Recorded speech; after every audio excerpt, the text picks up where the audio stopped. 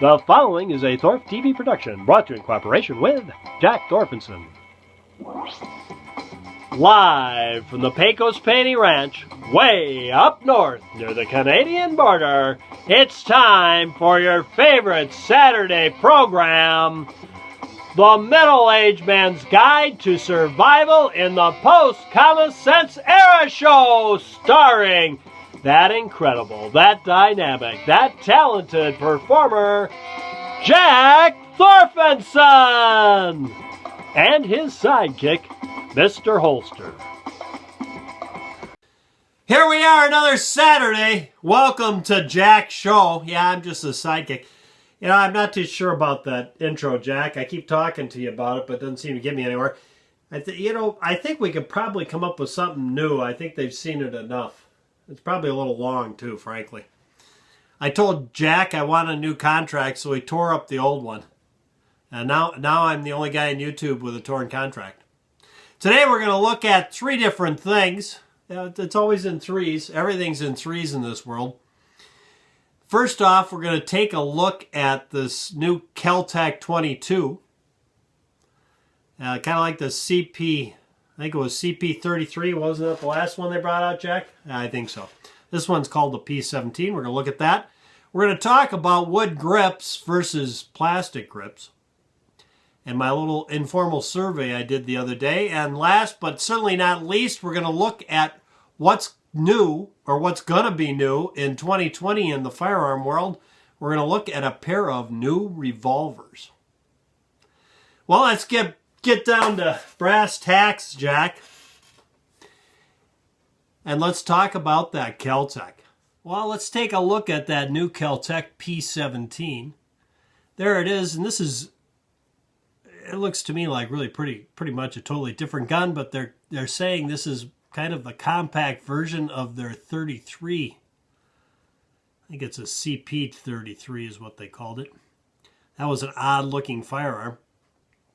This one is a little bit smaller and not so ungainly.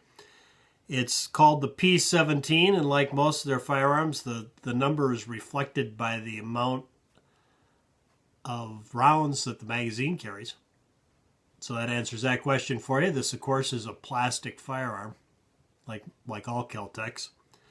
Manufacturer suggested retail price on this is $199. So if you're looking for a Kel Tec 22 long rifle with a 17-round magazine, this may be for you. Well, there you go, Jack. There's the new Kel Tec, the P17. Jack and I were talking about grips the other day, and now some of you people might be newer to firearms, like you millennials. They used to make guns where they actually had grip panels on the frame of the gun. Well, next we're going to look at wood grips, and I'm going to put a couple examples up here on the screen as we go along, just to show you, to make a point on one thing I'm going to talk about, and that's really kind of appearance. That's one big benefit of putting wood grips on there, unless of course you don't like the look of wood grips, is the appearance. And we're going to take a look here at a Beretta 92, and I picked the Beretta 92 because they all pretty much come, the majority of them come from the factory with the thin plastic grips, which work quite well and have for well over a decade. And the texturing on the grip gives you a good retention on that firearm.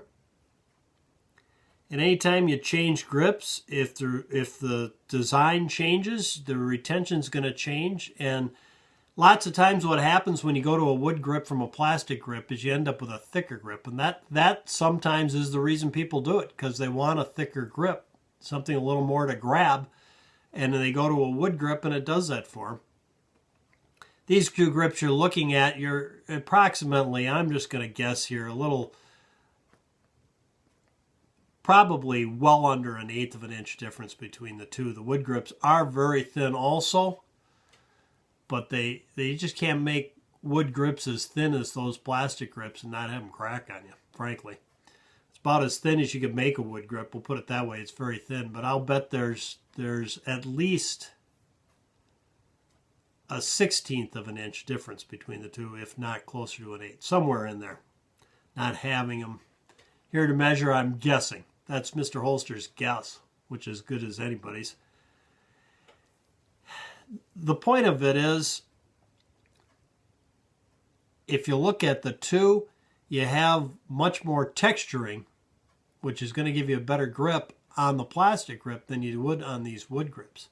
However, the texturing there is probably more inadequate, and there is an argument to be made there that sometimes having too much stippling or texturing, stippling, I think that's what they call it, or texturing on checkering or texturing on the grip, you can get kind of lackadaisical and not keep a good grip on the firearm with both hands like you need to keep it on target. And some people, actually, I've met quite a few that desire a little slippier grip, if you want to call it slipperier. Is that a word? I don't know. I think it is. Anyways, like that, because it forces them to keep a better retention when they're using the firearm. So a lot of schools of thought on this, and it's really all boils down to one thing, personal preference. But one thing wood grips do give you is the ability to do a little customization on your own to make it fit your hand better. Because if you got material there that's in the way, you can remove it, and you can end up with a finished product that looks just like factory. Or if you start doing that with plastic grips, you're going to end up with a finished product that kind of looks pretty pathetic. Says I. But at any rate, I thought I'd do a little informal impromptu survey the other day, and it was kind of interesting watching everybody comment. I like to thank everybody because I got a lot of participation. Had about 60 people tell me how they felt about it, and the general consensus, you could tell who were revolver people because they all like wood grips. The guys that just soon have a revolver, they all like wood grips. And you could also tell the guys that like 1911s because they like wood grips too. You can also tell the millennials, because I had a few people who were confused by what grips were, period. Yeah, because all the guns nowadays, yeah, they don't have any. They're all plastic. And Jack and I were talking about that, I think there's a whole market there of aftermarket grips that used to exist that they're probably a little on tough times now compared to the way it used to be. Because that used to be the first thing you did if you got a new sidearm. If you wanted to kind of give it your own touch, you look for some aftermarket wood grips.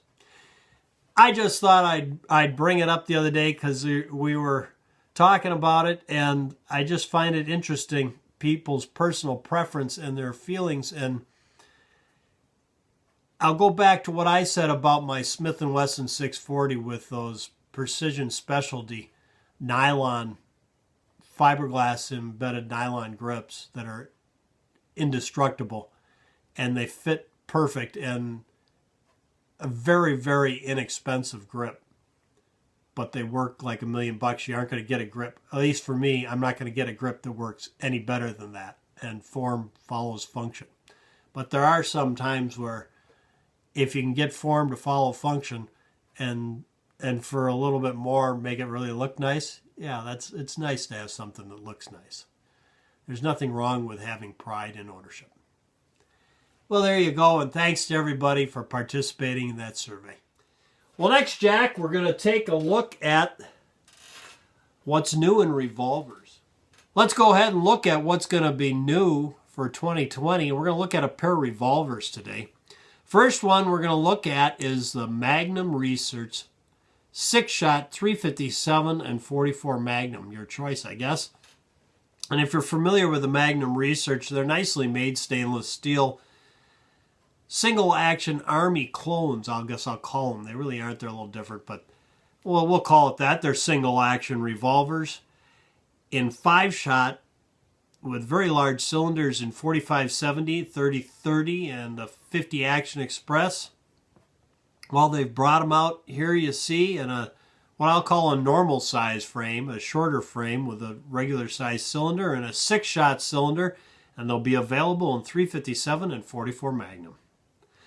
Next, well, new ones that's going to come out from NAA. It's the 4-inch Ranger, and if you're familiar with their Ranger, that's the break top 22. available in a 22 Magnum, 22 long rifle. They're bringing out this one this next upcoming year with a 4-inch barrel. It's kind of a unique thing. Yeah, it's a lot of barrel for that little grip. So if you want a challenge, this one may be for you. And of course, it's a break top. Well, what do you think, Jack? You like that NAA, didn't you? No? Not for you. You want the you want the Magnum research revolver. That's more your style in a 44 Magnum. That would make your day. Yeah, figures. Well, there you go. There's another, what do you call this show, Jack? What's your show called? Middle-aged man's guide to survival in the post-common sense era show. There's another one come to an end, and got a little announcement before we leave. Jack and I would just like to announce that on Thanksgiving weekend, we're going to have a sock show. Remember the sock shows, Jack? Yeah, they're great. So you might want to look forward to that and pencil it in for that weekend and tune in to see Jack and I, out at the old Lodge Bar on the sock show. Till next time, that's 10 minutes of your life you'll never, ever, ever get back again. Yeah, it's gone, man. It's gone. Till next time, from Jack and his sidekick, Mr. Holster, go out and stay safe.